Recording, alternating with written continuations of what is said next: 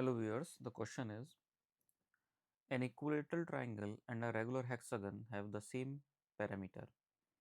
The ratio of the area of the triangle to that of the hexagon is option A 3:2, option B 2:3, option C 1:2 and option D 1:4.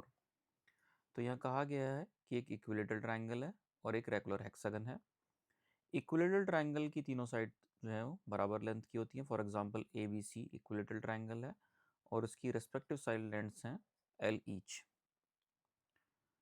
तो इसका मतलब ये है according to the given condition regular hexagon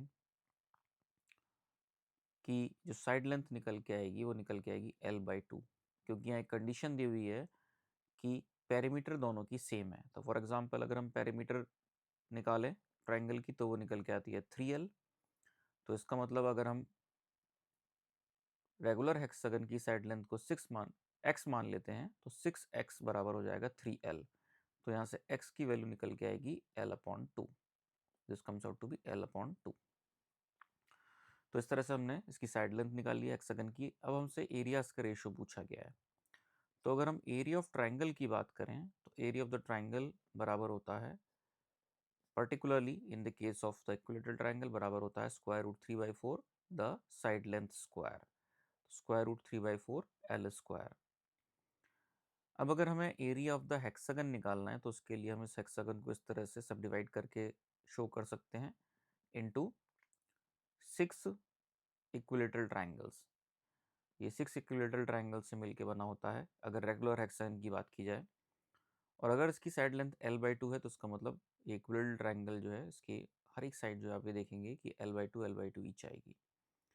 तो अगर हम एक particular triangle का एरिया निकालें और उसका 6 टाइम्स कर दें तो हमें रेगुलर हेक्सागन का टोटल एरिया फाइंड आउट हो जाएगा।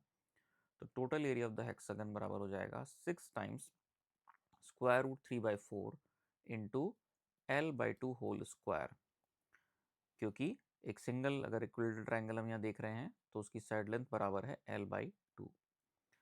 तो इसको हम सॉल्व कर लेते हैं तो ये वैल्यू निकल के आती है √3/4 L² मल्टीप्लाइड बाय 6/4। इसको हम फर्दर लिख सकते हैं 3/2।